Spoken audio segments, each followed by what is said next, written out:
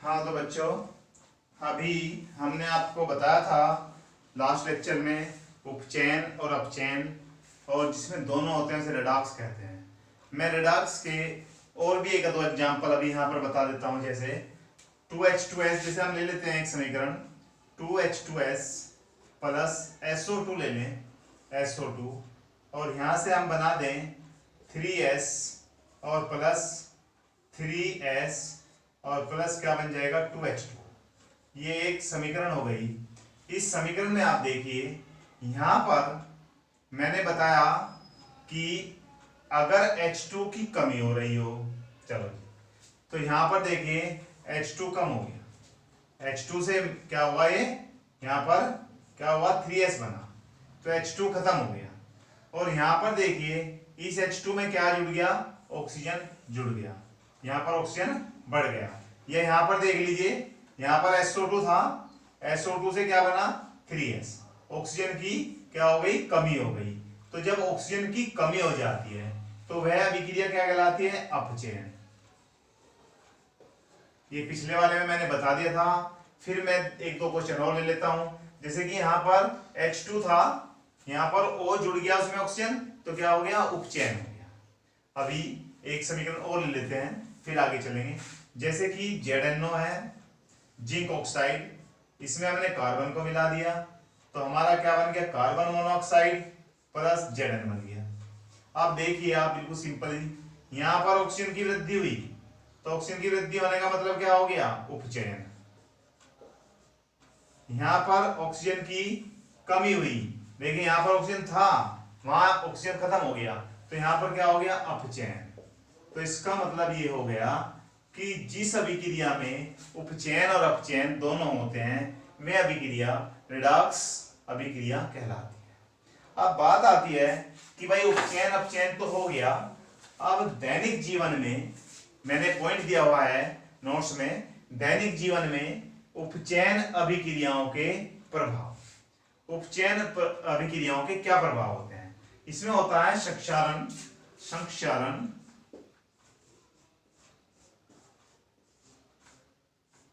संक्षारण। अब बेटा संक्षारण का मीन्स होता है कोरेजन, इसे कहते हैं हम कोरेजन।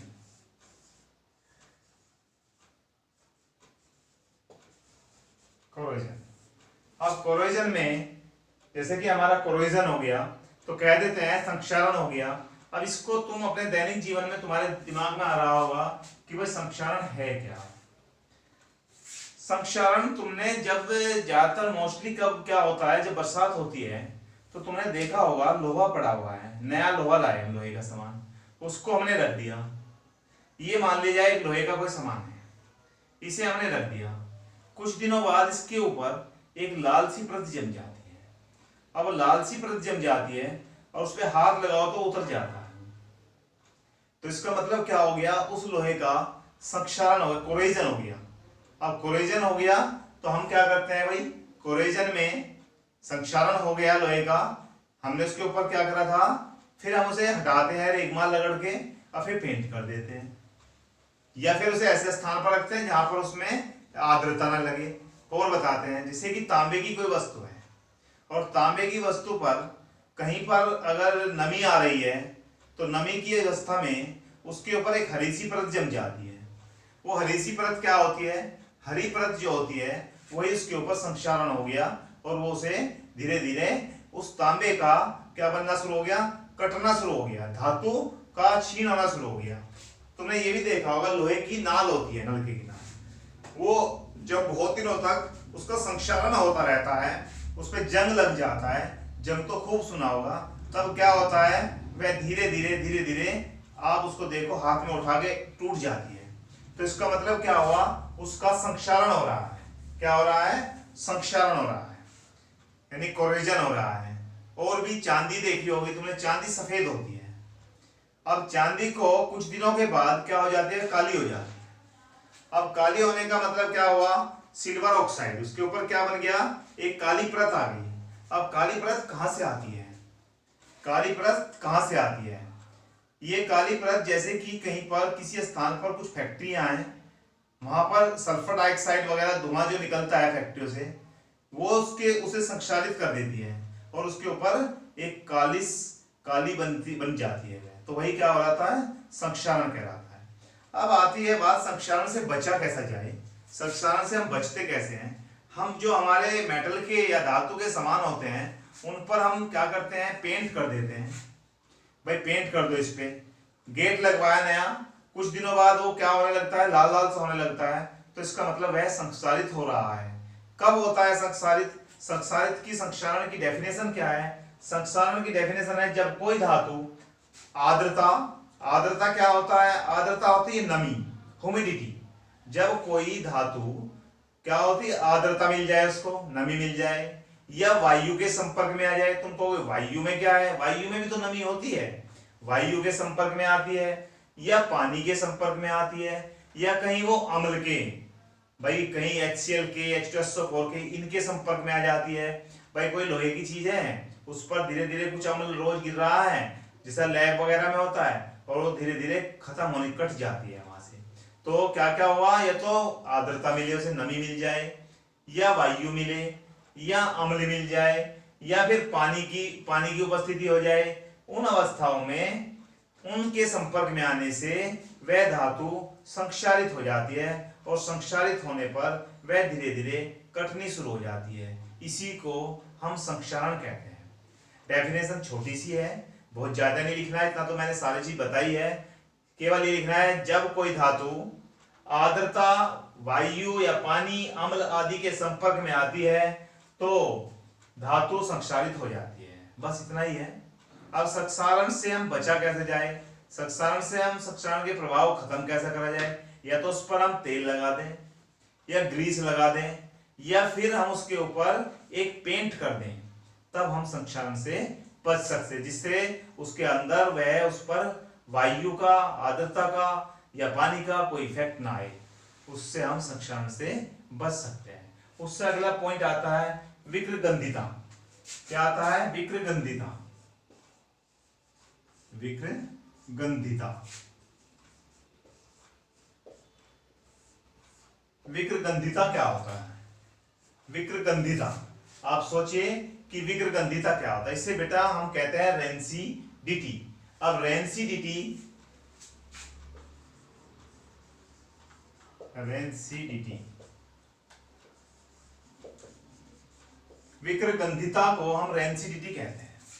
अब विकृगंधिता क्या है, इसको कैसे, इसकी पहले एक बार परिभाषा बताता हूं फिर समझाते हैं। यानी कि वसायुक्त या तेलीय, मान लिया कोई चीज जैसे कि चिप्स होते हैं, या और वसा की कोई वसा यानी कि तेलीय, तेल में तली हुई कोई वस्तु है, हम उसको क्या करते हैं, उस खाद्य सामग्री को वायु के संपर्क में आने पर वह उपचयित हो जाती है। जब कोई खाद्य सामग्री, कौन सी खाद्य सामग्री, जिसमें तेलीय हो या वसायुक्त, एक ही बात होती है, तेल से बने या वसा से बने, तो कोई खाद्य सामग्री जब वायु के संपर्क में आती है तो क्या हो जाता है, उसके संपर्क में आने पर वह उपचयित हो जाती है, और उपचयित होने के बाद उसका स्वाद व गंध परिवर्तित हो जाती है, उसके स्वाद में, टेस्ट में अंतर आ जाता है। तुमने देखा होगा कि हम कोई वस्तु रख देते हैं रसोई में, अगले दिन देखते हैं तो उसमें क्या कहते हैं, स्मेल सी हो गई, या उसका स्वाद अच्छा नहीं लग रहा है, तो इसका मतलब ये क्या हो गया, विकृगंधिता, यानी कि रेंसिडिटी हो गई उसमें। अब रेंसिडिटी हो गई, अब रेंसिडिटी से हम बचे कैसे, बात यहाँ भी आती है कि भाई विकृगंधिता हो गई, बचे कैसे। अब तुमने विकृगंधिता से बचने के उपाय देखे होंगे, जैसे कि आप बाजार से चिप्स के पैकेट खरीदते हैं, और चिप्स के पैकेट को देखा, बड़े बड़े होते हैं चिप्स के पैकेट, परंतु उसमें चिप्स बहुत कम होते हैं, बाकी वह फूला रहता है। आपने सोचा है कभी ये क्यों फूल रहा है, क्यों इसमें इतनी सारी हवा भरी हुई है। उसमें हवा नहीं है, उसमें क्या है, नाइट्रोजन गैस भर दी जाती है। अब नाइट्रोजन गैस क्या काम करती है, विकृगंधिता को से उस पदार्थ को बचाने का काम कौन कर रही है, नाइट्रोजन गैस। हमने उसमें क्या भर दी, नाइट्रोजन गैस। क्यों भरी, क्योंकि जो चिप्स थे वो हमने तेल में तले हुए थे, वसा युक्त थे, इसलिए हमने उसमें क्या भर दी, नाइट्रोजन गैस। जो नाइट्रोजन गैस ऐसी है जो रेंसिडिटी से, विकृगंधिता से उस पदार्थ को बचाती है, इसलिए क्या हो गया, वह विकृगंधिता होने से बच गए। तुम उसे खा रहे हो तो टेस्ट भी लग रहा है और स्मेल भी नहीं आ रही है। और सुनिए हम कैसे बच सकते हैं। हम घर में फ्रिज रखते हैं, उस फ्रिज में हम क्या रखते हैं, जो सामान हमारा बच जाता है उस सामान को हम गर्मियों में, मोस्टली गर्मियों में ज्यादा होता है, उस सामान को हम कहाँ रख देते हैं, फ्रिज में या कोल्ड स्टोरेज में रखते हैं। तो वहां पर भी विकृगंधिता से बचा जा सकता है। तो इसका मतलब क्या हुआ, हम अगर विकृगंधिता से बचना है या तो फ्रिज का यूज करें, कोल्ड स्टोरेज का यूज करें, या हम नाइट्रोजन गैस का यूज करें, या अन्य कोई साधन। जैसे कि हम देखते हैं कुछ और बताते हैं, जैसे नाइट्रोजन गैस वाली बात हो गई, चिप्स वाली बात हो गई। हमने कोई सामान बनाकर सब्जी वगैरह रख दी और शाम को हमने, मान लिया गर्मियों के दिन है, शाम को हमने देखा वो सही थी, पर तो सुबह को हमने देखा उसमें क्या आ गई, स्मेल आ गई। तो इसका मीन्स क्या हुआ, उसमें विकृगंधिता हो गई। अब हमारा इसमें पॉइंट था दैनिक जीवन में उपचयन के क्या महत्व है, क्या प्रभाव है, तो वो वाले हमारे आ गए। अब नेक्स्ट लेक्चर में हमारा दूसरा पॉइंट चलेगा। थैंक यू बेटा।